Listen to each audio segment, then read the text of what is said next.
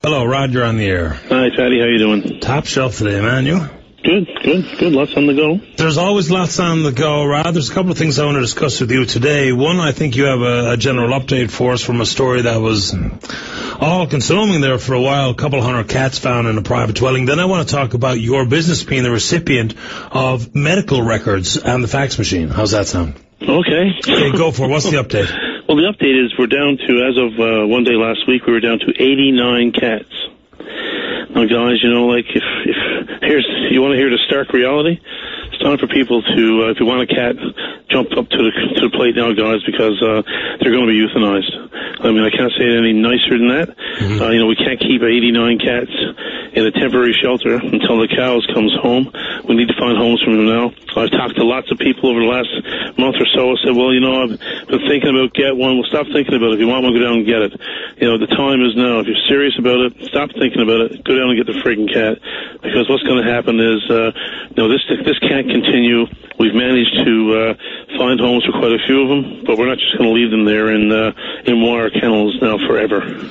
Well, there you go. I can't say it any clearer than that. If you don't want the cats, well, put it this way, if you want to spare the cats, then you have to come and get one if you're at all interested in adopting. I know the entire community jumped in and tried to do all the right thing and dropped off a lot of not only money, but things that were desperately needed. So now, if those cats are going to continue living, they need a safe home. So understood. Homes. You know, somebody came to me and said, no, I don't want one of those.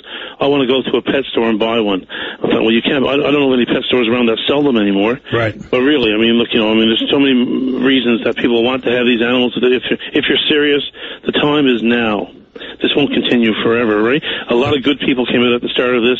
The entire province, the country, rose to the challenge and donated and helped. I mean, this thing has not gone away. I mean, I haven't updated it for 2 weeks, but it's still there. People need to realize that if you're thinking about getting a cat, now is the time. I mean, the price is nominal. You'll get a spayed or neutered cat, and you'll have a friend for a long time. Okay, message heard loud and clear on that one, Rod. And then another piece that you were in the news for was your shop in Corner Brook. The fax machine was endlessly getting people's medical records faxed to it, which was your fax number was one digit off whatever the appropriate fax machine was to be receiving these. How many times did you tell someone about it or complain about it before it actually stopped? I'd say I made no less than a dozen phone calls. I probably made more. I remember speaking to one guy in particular maybe 8 or 9 times. I spoke to several people about it. In the beginning, you know, I just had an honest mistake. I mean, why vilify some employee because they punched in the wrong number sitting at a fax machine to send the fax? But what I learned eventually was that my number was coded in. Yeah. And so if you code the wrong number in, I mean, how many PCs are in there with a fax modem? How many fax machines are in there? So if you code the wrong number in 50 machines, now you got to go find them. Or maybe 100. Right. And there was a time when when it was an ongoing thing. Every day I'd get probably a handshake, which is the term for a fax coming in over your phone line. And I'd pick up my regular phone, and here'd be the handshake, the beepity-beepity-beep sound. Mm-hmm. And the only way I could stop that, because the computer would continue to call me, was to switch over the lines and send it direct to my fax. Well, my biggest surprise was the very first one I got was about a contract that had been issued, approved, or awarded to a company for phone service, for cell phone service. And it listed out all the prices and the bids and all that, so I had all that information. But when I called them up, they said, well, that's okay, just we'll send someone by to get it. So that went on for probably a couple of weeks. No one came by. And in the meantime, I received about another dozen or so. You know, I estimate, just a guess, I probably got about 200 in total, which was, some of these were 20 and 30 pages. So, I mean, you know, I'd come down here in the nighttime or in the morning, and there'd be a raft of paper in front of the desk, and the floor on the desk itself, from faxes that had come through from the hospital.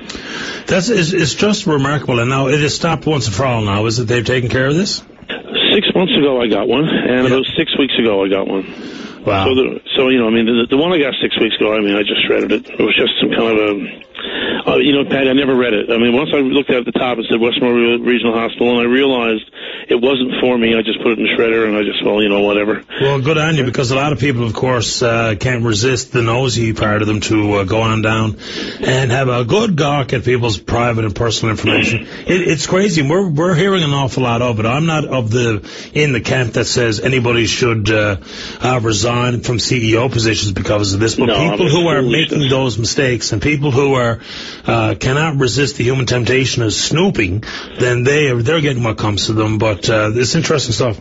Well, if anybody is snooping, I mean, like somebody who goes and looks at 1,000 records or more, geez, well, I mean, fire them, which they did, good on them, they're gone. However, somebody coded this number in wrong, and it's up to somebody else to fix it. So, I mean, hopefully it's done. I mean, and for anyone to call for the resignation of somebody, I mean, that's just ludicrous, right? That's just political points. Doesn't serve anything. I mean, if everybody resigns that Jim Bennett wants to resign, there'll be no one left working. Right. Yeah, fair enough, right? Give me a break, right? Rod, I appreciate the update on both fronts. Stay in touch, and always appreciate you listening and staying in touch with the program. All right, buddy. Take care. You too, man. All right, bye-bye. Bye-bye.